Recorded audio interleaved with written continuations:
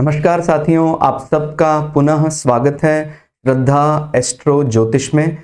आज हम लोग डिस्कस करने वाले हैं मेष लग्न बनाम वृषभ लग्न। ये दोनों लग्नों में क्या हम तुलनात्मक दृष्टि से देख सकते हैं। ज्योतिष सीखने के अलग अलग प्रारूप हैं, उसमें से ये भी एक टाइप है जहां हम दो व्यक्तित्व या दो लग्नों को सामने रखें और उनके अलग अलग गुण विशेष पर चर्चा करें। तो जब भी कोई व्यक्ति हमारे सामने आता है तो हम समझ जाते हैं कि ये गुण इसका वृषभ से मैच नहीं कर रहा है, ये तो मेष का गुण है। उसमें भी सरलता हो जाती है क्योंकि हम केवल उसके दिए द्वारा जो जानकारी है उसको अगर हम सटीक मानकर कार्य करेंगे तो भी नहीं चलेगा। और ज्यादातर ये पाया गया है जब भी कोई व्यक्ति इस प्रकार का टाइम देता है कि मेरा जन्म 9 बजे हुआ है, 9:30 पर हुआ है, तो उसमें गलती की गुंजाइश रहती है। और अगर एकदम संधि काल में जन्म हो रहा है, कोई लग्न बदल रहा है, उस समय बड़ी दुविधा हो जाती है। तो वो अगर ज्योतिषी को पता है कि इसका क्या भेद, उसकी जो सोसाइटी में इमेज बन रही है वो किस प्रकार का अंतर लिए हुए है, तो अगर वो इमेज का हम ध्यान करें तो फिर हम सही आगे निर्धारण कर पाएंगे उसके चाहे पंचम भाव का, नवम भाव का। लेकिन पहले तो हमें लग्न समझना होगा। तो ये एक हमारा प्रयास है और हमने कुछ वीडियो ऑलरेडी लग्न तुलनात्मक दृष्टि से रिकॉर्ड किए हैं जो आपको काफी ज्यादा आपने सराही, आपने पसंद की हैं। तो उसी में हमने आगे ये वीडियो रिकॉर्ड किया, मेष बनाम वृषभ। तो मेष को हम किसकी संज्ञा देते हैं?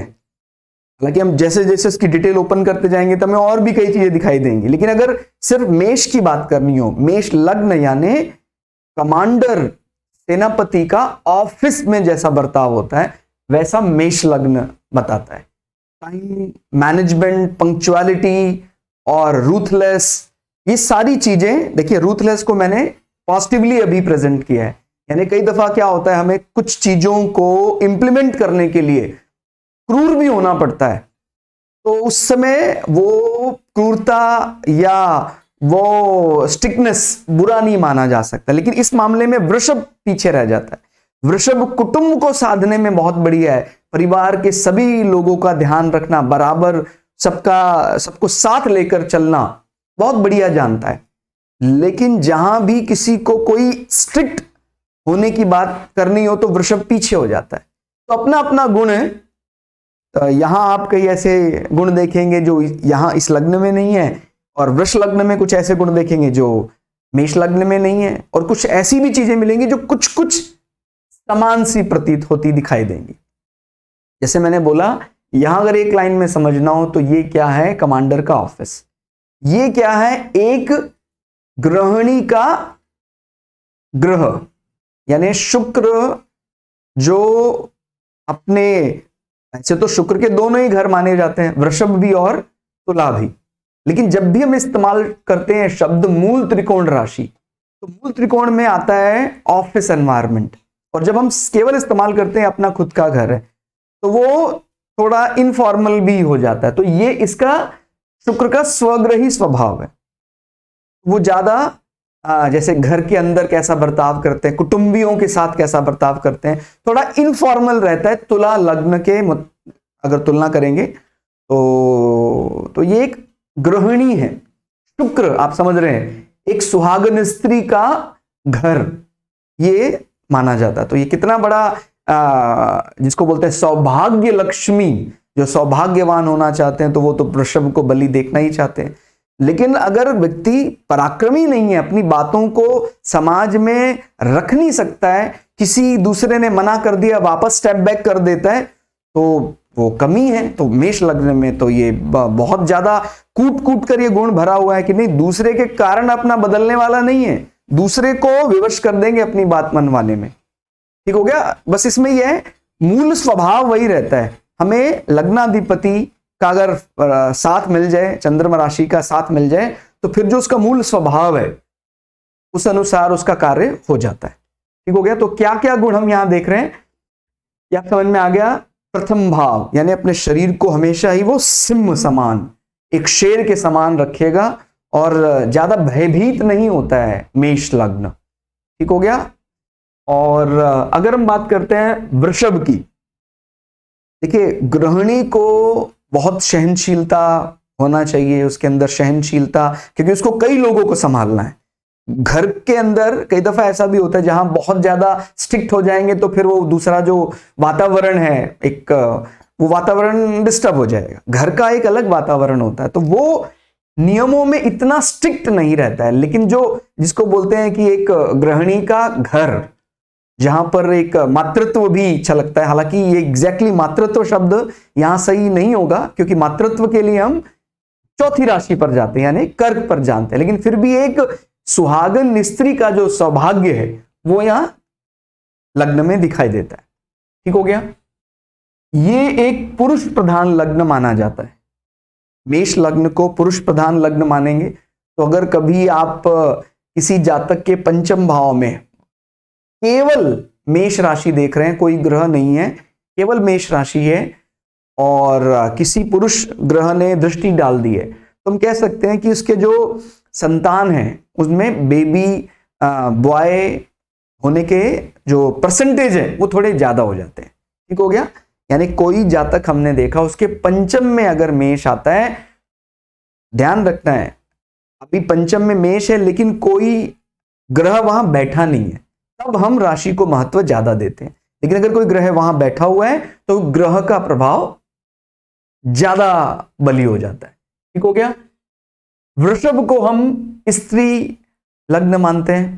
ठीक हो गया। तो बात भी सही है, वो गृहिणी के लिए, ग्रह कार्य के लिए देखा जाता है। तो जब भी कोई एक पुरुष का आपको वृषभ लग्न मिलता है, महिला का आपको मेष लग्न मिलता है, तो ये विरोधाभास भी आपको अच्छे से क्लियर करना होगा, अच्छे से इसको प्रेजेंट करना आना चाहिए कि कोई पुरुष जो वृषभ लग्न का है, तो पुरुष मतलब मैं किसी पूर्वाग्रह का शिकार नहीं हूं, ना मैं किस प्रकार की कोई डोमिनेट ऐसी होने की बात कर रहा हूं, लेकिन एक जैसे पुरुष का स्वभाव है वो वीर रस, योद्धा, ये सब चीजों में प्रखर होकर ज्यादा जाने जाते हैं। अभी से नहीं, आदिकाल से चला आ रहा है, और ऐसा ही हमारी एनाटॉमिकल स्ट्रक्चर भी कुछ ऐसा ही है पुरुषों का।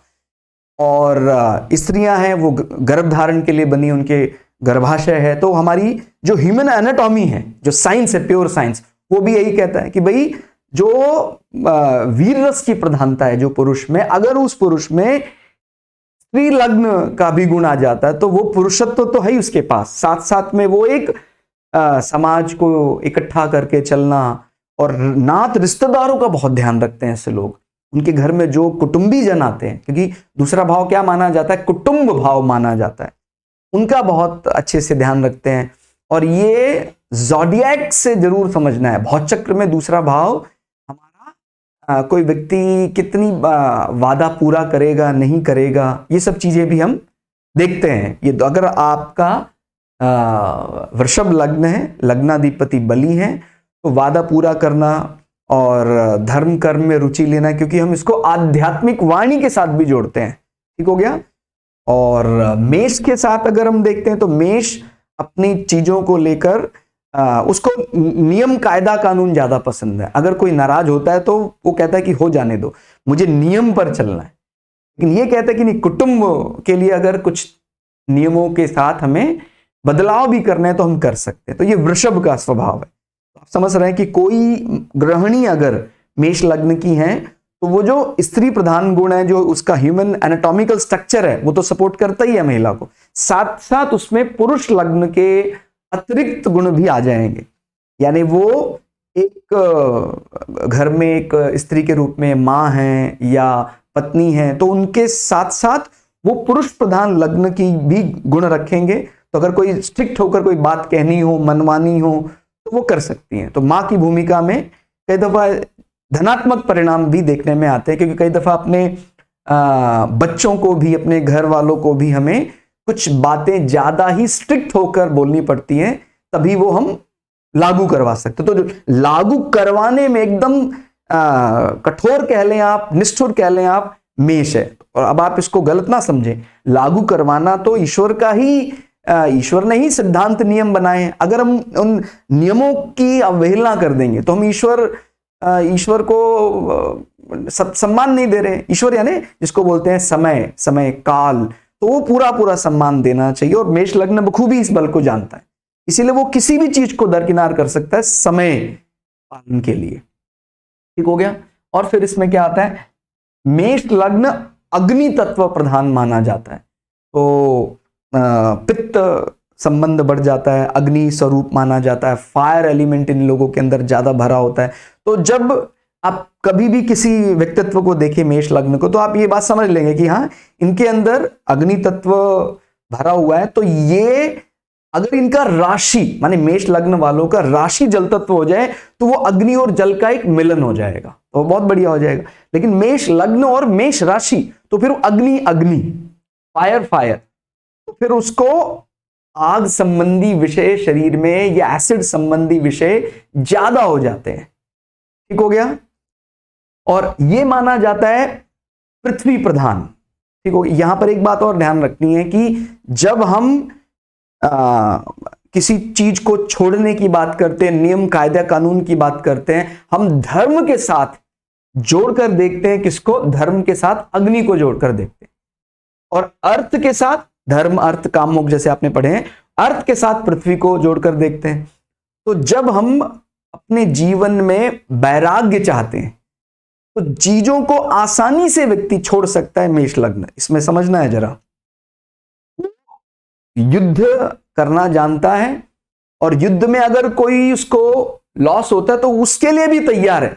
लेकिन वृषभ युद्ध करना नहीं जानता, युद्ध उसका प्रधान गुण नहीं है, इसलिए अगर कोई चीज उसको छोड़ना पड़े तो ज्यादा कष्ट महसूस करता है वृषभ लग्न। उसको हम पृथ्वी तत्व से जोड़कर भी देख सकते हैं। पृथ्वी यानी मटीरियल, जो भी वस्तुएं बनी हैं संसार में वो पृथ्वी तत्व, तो उसको छोड़ने में ज्यादा तकलीफ होती है वृषभ लग्न को। तो सांसारिक दृष्टि से आप वैसे भी समझ रहे हैं, अर्थोपार्जन, अर्थ यानी चीजें जोड़ना, संग्रह करना, बैंक बैलेंस बनाना।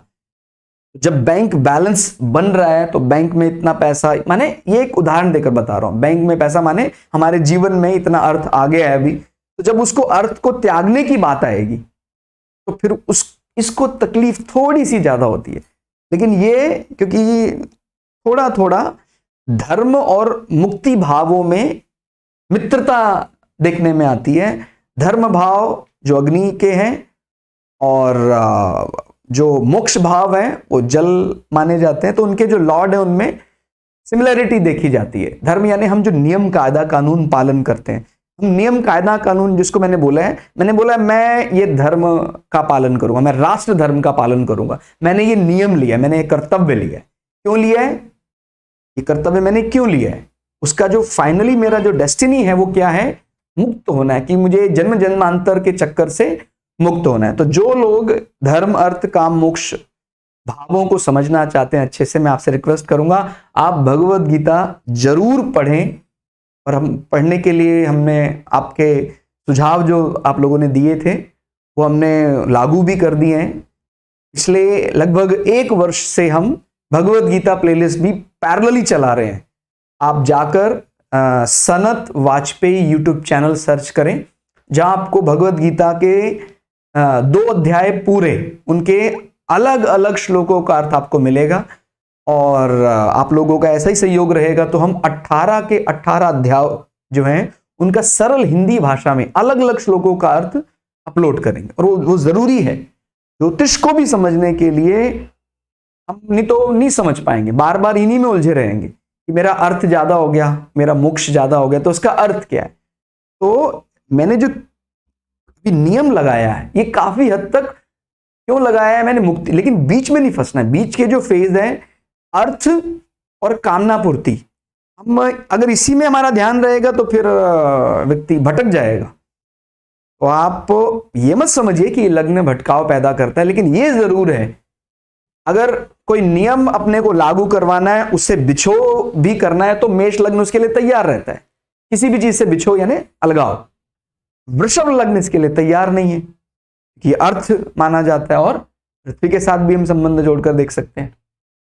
फिर क्षत्रिय और वैश्य। क्षत्रिय आप समझते हैं वॉरियर, जो अपने प्राणों को पूरी निष्ठा से देश के लिए न्यौछावर कर सकता है। हम जो क्षत्रिय का करेक्ट डेफिनेशन है उसका यहां डिकोड करेंगे। मैं अगर क्षत्रिय धर्म का पालन करता हूं तो मैं अपने प्राणों का मोह नहीं करता हूं। अगर कभी भी मैंने धर्म वहन किया है कि मैं शस्त्र उठाऊंगा अपने देश की रक्षा के लिए, अगर अपने देश को कुछ संकट आ पड़ा है मैं परवाह नहीं करता हूं। कहता सर वहां वीर गति को प्राप्त हो सकते हैं, कोई बात नहीं, क्योंकि वो वीर गति मुझे, मैं चाहे युद्ध में जा रहा हूं लेकिन वो वीर गति मुझे क्या कर सकती है, मुझे जन्म जन्मांतर के चक्कर से मुक्त कर सकती है, या ये दूसरे शब्दों में कहें सदा सदा के लिए सुखी कर सकती है। सुनने में बड़ा अटपटा लगता है, लेकिन अभी जब तक हम उस गंभीरता तक ना पहुंचे तब तक इसमें परेशान होने की जरूरत नहीं कि कैसे युद्ध में वीर गति को प्राप्त होकर कोई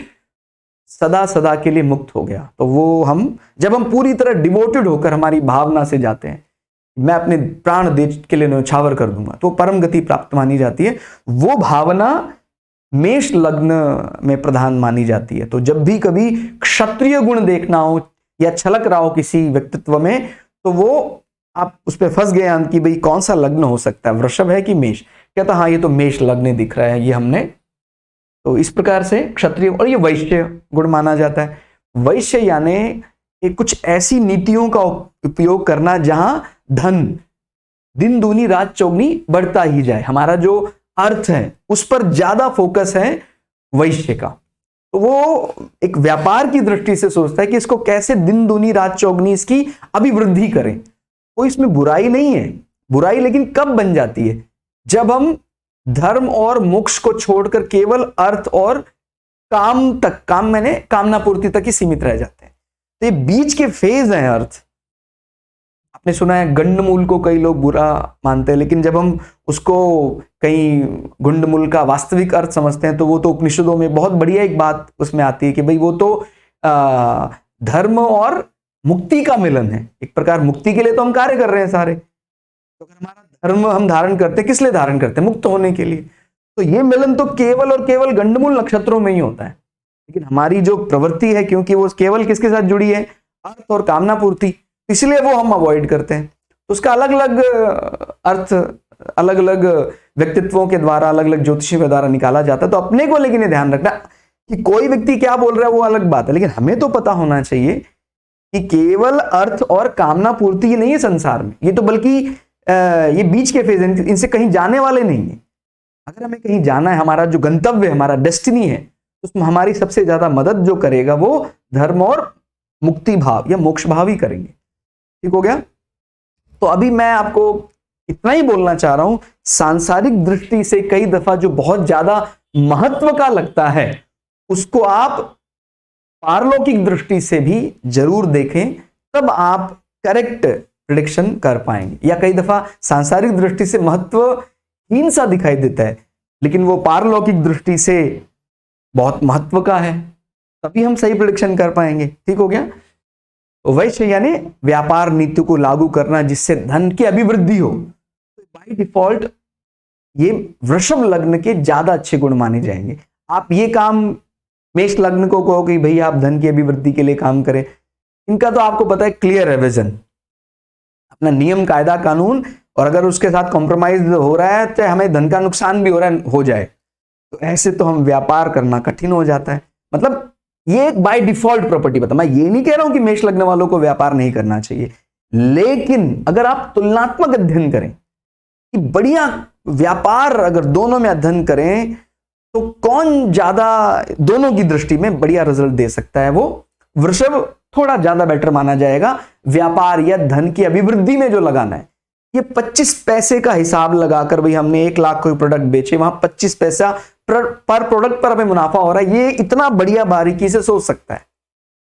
मेष लग्न इतनी बारीकी सोच सकता है, लेकिन वो उस विषय के लिए बना ही नहीं है। उसका कहता है भाई अपना इस विषय में नहीं, अपना तो ये है भाई धर्म यानी जिसको हम क्या बोल रहे हैं, हमारा जो हमने कर्तव्य धारण किया वो हमें पूरा अच्छे से पालन करना है उसको। तो अपना अपना विशेषता है, आप समझ रहे। सांसारिक दृष्टि से कई दफा ऐसा लगता है इसका पलड़ा भारी है, और कई दफा ऐसा लगता है इसका पलड़ा भारी है। तो हम डिक्लेयर करने वाले कौन होते हैं? हमारे पास इतनी बुद्धि थोड़ी है, मेरे पास इतनी बुद्धि थोड़ी है। डिक्लेयर आप लोगों को ही करना है, सर्वसम्मति से करना है। और बल्कि ये कहूं मैं कि कोई भी वास्तव में इस संसार में खराब है ही नहीं। वो तो जब हम अपने आप को जान जाते हैं तब समझ में आता है, लेकिन हाँ, जब हमें अगर मान लीजिए कहीं न्यायाधीश बनाया गया, वो थोड़ी ये बात बोलेगा। वही उसका हृदय जानता है इस बात को कि सभी परमात्मा है, फिर भी वो न्याय की गद्दी पर जब बैठता है तो उसको दंड देना पड़ता है, लेकिन उसके मन में वही भावना रहती है कि ईश्वर तो इसके अंदर भी है। तो ऐसे हमें भी ध्यान रखना है भाई, धर्म का पालन यानी कर्तव्य का पालन तो हम करेंगे, लेकिन हम मन में किसी के प्रति कोई ऐसा द्वेष नहीं रखेंगे। कोई हमसे शत्रुता निभाता है, वो शत्रुवत होकर लड़ना चाहता है, हम उसके साथ लड़ेंगे भी, लेकिन वो अंत समय तक मैं तुझे मिटा दूंगा, तेरी कौम को मिटा दूंगा। उसने क्षमा मांग ली, उसके बाद भी तूने मेरा अपमान क्यों किया? इसका मतलब हम सिर्फ शरीर तक सीमित है, हमारा कुछ कहीं मिलने वाला नहीं, अपना कहीं डेस्टिनी कुछ नहीं है। इसलिए अहम को ज्यादा नहीं बढ़ाना चाहिए। स्वाभिमान तक तो ठीक है, लेकिन जब स्वाभिमान भी मैं बोलने लग जाता है तो फिर वो गड़बड़ हो जाती है। ठीक हो गया? तो धर्म यानी कर्तव्य पालन। धर्म का जाति विशेष मजहब से आप संबंध ना जोड़े तो और बढ़िया समझ में आएगा। हो सकता है मैं किसी भी पूजा पंथ को मानने वाला व्यक्ति हूं, किसी भी जाति का हूं, लेकिन मैंने कर्तव्य धारण किया है। मेरी माँ की पूजा ही मेरे लिए सर्वश्रेष्ठ मैंने धारण कर लिया, ये मेरा धर्म मैंने मान लिया। या कोई दूसरा व्यक्ति कहता नहीं, मैं राष्ट्र धर्म सेवा है मेरा, ये नियम मैं नहीं तोड़ सकता हूँ। ब्रह्म मुहूर्त में सुबह उठने का मेरा नियम है, भगवान सूर्य को आराधना वो मेरे आराध्य देव है, प्रकृति की पूजा करना मेरा परम। अगर कोई भी एक पेड़ काटता है तो मेरा हृदय विचलित हो जाता है, मैं उसके लिए लगा रहूंगा और पूरी निर्मलता से। कोई मुझे उसका पॉलिटिकल बेनिफिट नहीं चाहिए, कोई राजनीतिक उसका फायदा मुझे नहीं लेना है, मैं लगा रहूंगा। जीवों की सेवा करना, वृक्षों की सेवा करना, राष्ट्र सेवा करना, राजनीतिक सेवा भी की जा सकती है। लोग कहते हैं कि राजनीति में जाना गलत है, ऐसा नहीं है। मेष लग्न चाहे तो बहुत बढ़िया राजनीतिक सेवा कर सकता है। ठीक हो गया? ये एक, हालांकि ये कमांडर का ऑफिस है, तो वो ऐसे व्यक्तियों की हमें आवश्यकता भी है जो सही ढंग से नियमों को लागू करवाने का मादा रखते हैं। ये तो व्यक्ति फटाफट घबरा जाता है, सामने वाला कोई ये तो कोई गिरोह है, ये हमें खत्म कर देगा। मेष लग्न वाला बोलता है खत्म कर देने दो। जो ये इतने विचार आते हैं, अपने प्राणों का भी भय नहीं है, वो मेष लग्न में आते हैं। ठीक हो गया? अग्नि तत्व प्रधान है, क्षत्रिय है। वृषभ लग्न आप उस काम में लगा देंगे, वो संकुचित हो जाएगा। ठीक हो गया? लेकिन अगर वृषभ लग्न को धन की अभिवृद्धि में लगाएं, आप देखिए कितना बढ़िया आपको उसका परिणाम मिलेगा बाय डिफॉल्ट। थोड़े थोड़े कई दफा ऐसा हो जाता है, लेकिन आपने वृषभ लग्न देखा, वृषभ लग्न में मंगल आपको कहीं जैसे मंगल यहां मिला, एक्सेल उच्च का मंगल मिल गया, और यहां सूर्य बैठे हुए हैं, तो फिर वो कहीं ना कहीं मंगल के या क्षत्रिय गुण प्रधान गुणों का भी सदुपयोग करने में सक्षम हो जाएगा। लेकिन एक बात हमेशा याद रखनी है, चाहे ग्रह उच्च के हो, स्वग्रही हो, उसको इनकैश कराने में वो लग्न अगर मित्र हो तो ज्यादा कामयाब हो जाता है। जैसे लग्न कौन है? शुक्र का लग्न है। तो अगर शुक्र के मित्र होते मंगल और सूर्य, तो वो उसको ज्यादा इनकैश करा पाता, क्योंकि हमारी जो इमेज बनी है समाज में, वो 2 नंबर लग्न से बनी है। ठीक हो गया? तो आप कुछ भी कर लें, आप सूर्य की तरह भी कभी कभी बर्ताव करते हैं, मंगल की तरह भी करते हैं, लेकिन आपको सोसाइटी में जो इमेज मिली है, इंप्रेशन आया, वो किससे आया? 2 नंबर से। कहते यार ये क्रोध भी करता है, ऐसी बात नहीं, क्रोध बहुत है इसके अंदर, लेकिन कहते उसके बाद भी वो क्रोध इसकी समाज में क्षत्रिय जैसी इमेज या वॉरियर इमेज नहीं देता है। ठीक हो गया? जब मैं इन शब्दों का इस्तेमाल कर रहा हूं एस्ट्रोलॉजी में, तो इनको सिर्फ ज्योतिषी दृष्टि से इनका महत्व समझना है। कोई किसी प्रकार का आपस में विभेद नहीं पैदा करना है। ठीक हो गया? उसको सही समझना है कौन ये काम करने में सक्षम है। सबका अपना अपना गुण है, सब अपने आप में बेस्ट ऑफ द बेस्ट है। ठीक हो गया? फिर आता है वर्ण की अगर बात करें तो इन लग्नों के लिए ज्यादा अच्छा माना जा सकता है लाल रंग, मेष लग्न के लिए। और वैसे भी मंगल को हम कहीं ना कहीं ऑरेंज कलर, रेड कलर से रिप्रेजेंट करते हैं। तो अगर मेष लग्न है तो ऐसा व्यक्ति कहीं ना कहीं उसके शरीर में भी हल्की सी लालिमा, उसकी आंखों में भी लालिमा दिखाई देती है। कई दफा लग्न में शनि बैठ जाने से वो ढप जाती है, क्योंकि शनि माने कहीं ना कहीं कृष्ण को रिप्रेजेंट करता है। शनि माने कृष्ण, माने क्या? कृष्ण यानी काला। तो शनि का जो वर्ण है वो कृष्ण, संस्कृत में कृष्ण मतलब हिंदी में इसको क्या बोलेंगे? काला। तो वो कृष्ण वर्ण माने जाते हैं शनिदेव। तो थोड़ा सा वो काला रंग दे सकते हैं या रंग थोड़ा सा दबा सकते हैं, लेकिन लालिमा तो नसों में लाल रंग दिखाई देगा, आंखों में रेडनेस दिखाई देगी। फिर बात करते हो, इसी वर्णों का भी इस्तेमाल हम बढ़ा सकते हैं। अगर हम थोड़ा ऐसा ज्योतिषी दृष्टि से कोई प्रयोग कर रहे हैं, या हम अपने कोई चीजें जहां भी सामाजिक आउटलुक की बात, एक होता है हमारा इंटीरियर पार्ट।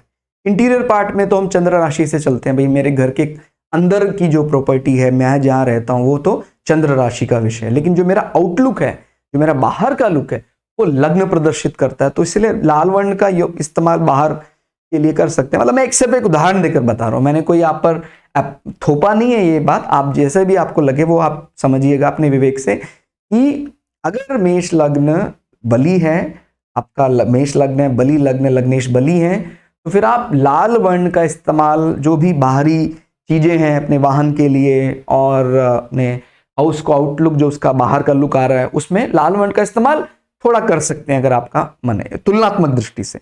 ये अभी समझना। कई दफा हम जब दूसरे लग्न के साथ तुलना करेंगे तो उसमें और भी कई चीजें आ सकती हैं, तुलना करने पर और भी कई चीजें दिखाई देंगी। लेकिन अगर हम अभी दोनों लग्नों की बात कर रहे हैं, तो पर्सनैलिटी को कंपेयर करना चाह रहे हैं कि यार ये रेडिश क्रीम कलर जैसा आ रहा है, तो वो हम कह सकते हैं ये रेड कलर ज्यादा है। एकदम अंतिम डिग्रियों में कोई व्यक्ति पैदा हुआ है, जैसे कई दफा मेष लग्न एकदम अंतिम 29 डिग्री का है, वृषभ लग्न चालू होने से पहले ही जन्म हो गया, तो रहेगा तो मेष लग्न ही। लेकिन वो क्योंकि एकदम वृषभ आने वाला था, तो कई दफा व्यक्तित्व जो है उसको जीवन में रेडिश व्हाइट कलर, ऐसा कलर कॉम्बिनेशन ज्यादा समझ में आता है। या ये भी कह सकते हैं है वो मेष लग्न, लेकिन उसकी वृषभ राशि बहुत स्ट्रांग है, तो फिर क्या होगा? रेडिश व्हाइट कलर या रेडिश क्रीम कलर कॉम्बिनेशन वो ज्यादा इस्तेमाल करना चाहेगा, उसकी बहुत इच्छा होगी इन कलर कॉम्बिनेशन का इस्तेमाल करने के लिए। तो मैं अभी जो हम बात कर रहे हैं, ये तुलनात्मक अध्ययन इन दो लग्नों पर ही लागू हो रहा है। ठीक हो गया? रेडिश क्रीम कलर का इस्तेमाल कोई ज्यादा कर रहा है, माने मेष लग्न वो है तो रेड कलर ज्यादा इस्तेमाल कर रहा है, साथ में उस लग्न में वृषभ राशि बहुत स्ट्रांग है, इसलिए क्रीम कलर को भी वो इन्वॉल्व कर रहा है। फिर दिवा बली, रात्रि बली। मेष लग्न को हम दिन में बली मानते हैं, तो इनका जैसे मैंने बताया अग्नि तत्व गुण प्रधान है, सूर्य प्रताप ज्यादा दिखाई देता है। तो ये लोग अपने कार्य को करने के लिए पूर्व दिशा और दिन के समय पर ज्यादा बली माने जाते हैं मेष लग्न। और वृषभ लग्न जो है ये रात्रि बली, यानी सूर्यास्त के बाद इनका बल, इनकी अभिरुचि, इनके कार्य में प्रवृत्ति और ज्यादा बढ़ जाती है। तो फिर उससे भी हम कुछ ना कुछ आइडेंटिफाई कर सकते हैं कि भाई अगर हम किसी को मोटिवेट करने का काम करना चाहते हैं तो वो दिन का काम है। ठीक हो गया?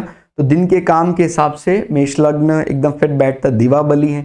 ऐसे कई लग्न और भी मिलेंगे जो कहीं ना कहीं जिनके अंदर ये क्षत्रिय गुण प्रधान दिखाई देता है, थोड़ा ऐसा दिखाई देता है। जैसे मंगल मकर राशि में उच्च के हो जाते हैं, तो फिर मंगल की मकर राशि स्ट्रक्चर को अच्छे से समझना है।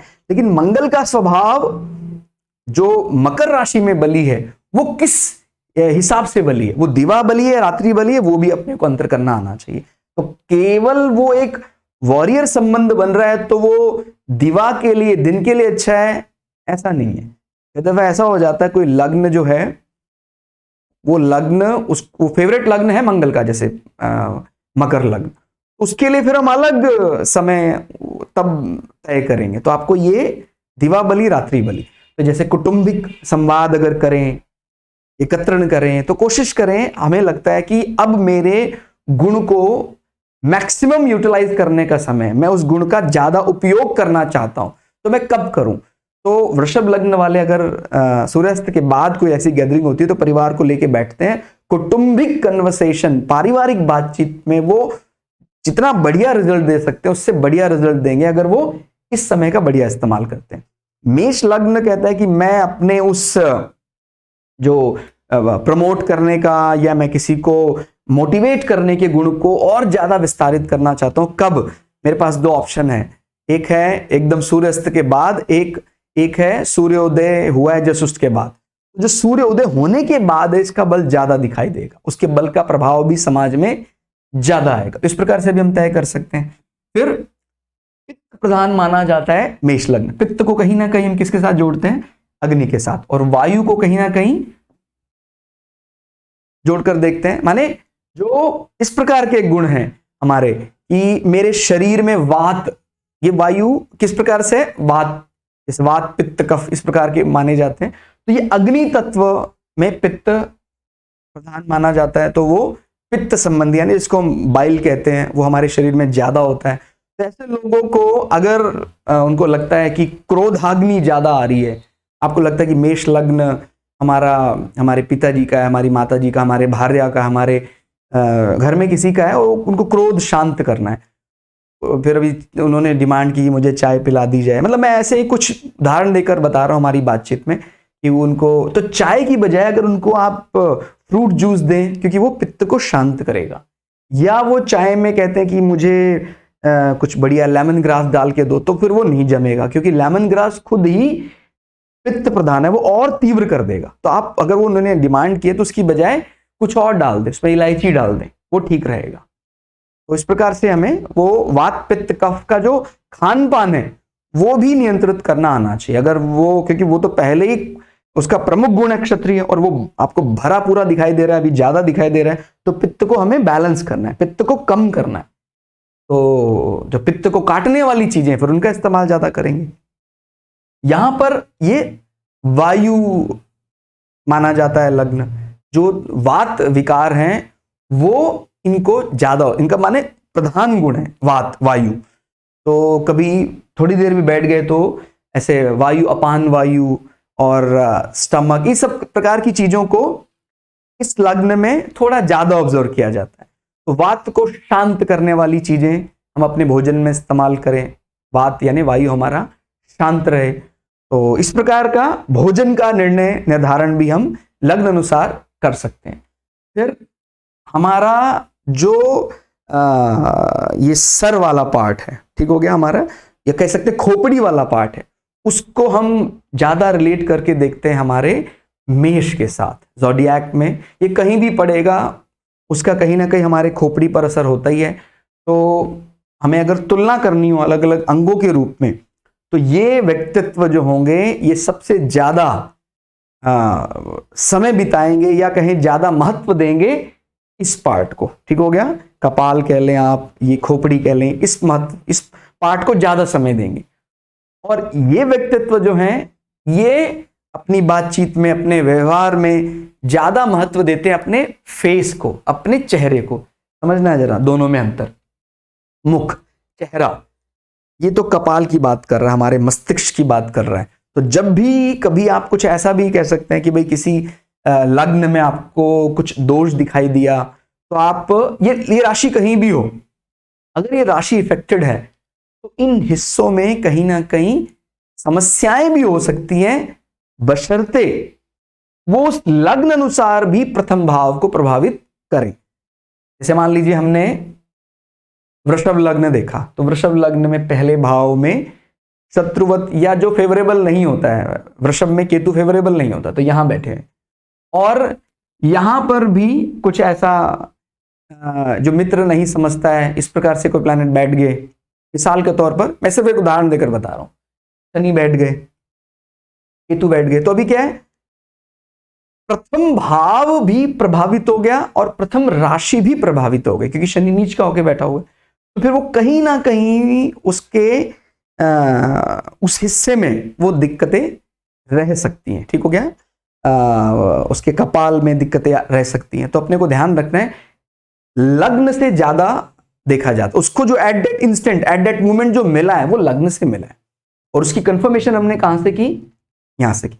जैसे यहां पर हमने देखा कि भाई दूसरा भाव इफेक्टेड है और अभी दूसरी राशि भी इफेक्टेड है, तो मेष लग्न के लिए ये थोड़ा सा आसान है। मेष लग्न के लिए वो भाव ज़ोडिएक का ही वो भाव माना जाता है। तो अगर दूसरा भाव अफेक्टेड है तो कहीं ना कहीं इस हिस्से में, फेस, चीक, गाल वाले हिस्से में कुछ परेशानियां हो सकती हैं। ठीक हो गया। फिर चर बुद्धि प्रधान और स्थिर बुद्धि प्रधान। कई दफा ये ऐसा भी कई लोग कहते हैं कि भाई जो अगर आपने बोला है कि ये तो वॉरियर है तो फिर ये वॉरियर तो अपने नियम पर खरा रहता है, लेकिन यहां पर ये चर प्रवृत्ति इस प्रकार से नहीं समझना है। वो नियम के लिए पक्का है, लेकिन जब हम चर प्रवृत्ति की बात करते हैं तो यानी लगातार बढ़ोतरी या लगातार बढ़ते चले जाना अपने डेस्टिनी के लिए, और वो कभी मेष लग्न के लिए इस प्रकार का जीवन बिताना बड़ा कठिन होता है कि भाई 9 to 5 का एक जॉब है, आपको वैसे ही ऑफिस से जाना है, जिंदगी भर ऐसा करना है, वो बहुत कठिन हो जाता है।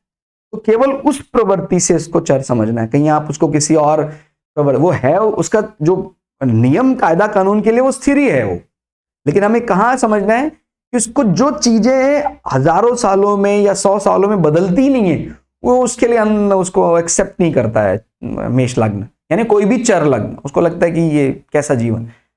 वृषभ लग्न की बात करें वो स्थिर लग्न है ये, और आजकल लोगों की तो डिमांड है कि नहीं अपने को कोई ऐसी जॉब मिल जाए जहां इतना ज्यादा बार बार चीजें चेंजेस ना हो। अपने अपने वो हैं, अपने अपने विचार हैं।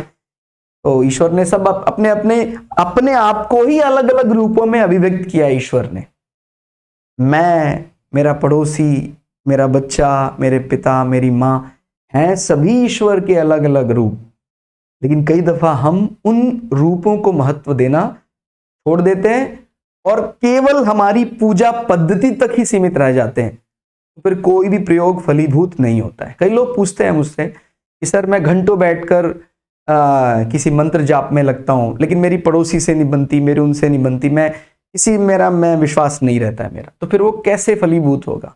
तो ध्यान रखना है भाई, हम चलो किसी एक व्यक्ति से हमारा नहीं बन सकता है, हम ये भी हो सकता है कि हमें ज्यादा संवाद में जाना पसंद नहीं है, लेकिन हमारे हृदय में अगर ये विचार नहीं है कि वो परब्रह्म परमात्मा ही है, चाहे मेरी पूजा पद्धति में मैंने कोई चित्र लगाया है वहां ईश्वर हो या ना हो उसका प्रमाण तो हम नहीं दे सकते हैं, लेकिन जो व्यक्तित्व मेरे सामने है वो उसी ईश्वर ने बनाए। अगर उसके मन में ऐसी भावना नहीं है उसका कुछ नहीं हो सकता है। तो मैं हृदय में पूरी पवित्रता धारण करता हूं। उस वृंदावन वाले ने जिसको बनाया है मैं उसमें भी वही वृंदावन गोपाल कन्हैया को ही देखता हूं, लेकिन मेरा अगर उन व्यक्तित्व के प्रति मेरा जो ये निष्ठा है वो नहीं है और केवल वृंदावन धाम से निष्ठा रखता हूं तो बात नहीं बनेगी। तो अपने को ये बात याद रखनी है, कमी कहां हो रही है। मैं बांके बिहारी को तो मान रहा हूं, लेकिन बांके बिहारी ने अपने आप को अलग अलग रूपों में जो अभिव्यक्त किया है वो कैसे अभिव्यक्त करेगा? संसार में अलग अलग रूपों में तो अभिव्यक्त करेगा, उनमें मैं किसी में निष्ठा नहीं करता हूं, तो ये गड़बड़ है। ये बात ध्यान रखनी है अच्छे से। इसीलिए हमारा कोई भी प्रयोग फलीभूत नहीं हो रहा है। ठीक हो गया। तो ये चर और ये हम मानते हैं स्थिर प्रधान। तो अगर मैंने जैसे अभी बताया कि 9 to 5 का जो ये रूटीन जॉब है या रूटीन वर्क ऐसा जहां बहुत लंबे समय तक भी अगर बदलाव आप नहीं चाहते हैं तो वो काम, वही जो शैली है वो किसको ज्यादा पसंद है? वृषभ लग्न को वो ज्यादा पसंद है। तो तुलनात्मक दृष्टि से आपको कुछ बातें समझने में आसानी रही होगी और इसी प्रकार का हम प्रयोग जारी रखेंगे। आप लोगों को ये प्रयोग कैसा लग रहा है आप हमें बताएं। टोटल सभी लग्नों के जब परमुटेशन कॉम्बिनेशन निकालते हैं तो लगभग 65-66 अलग अलग ऑर्डर बनते हैं।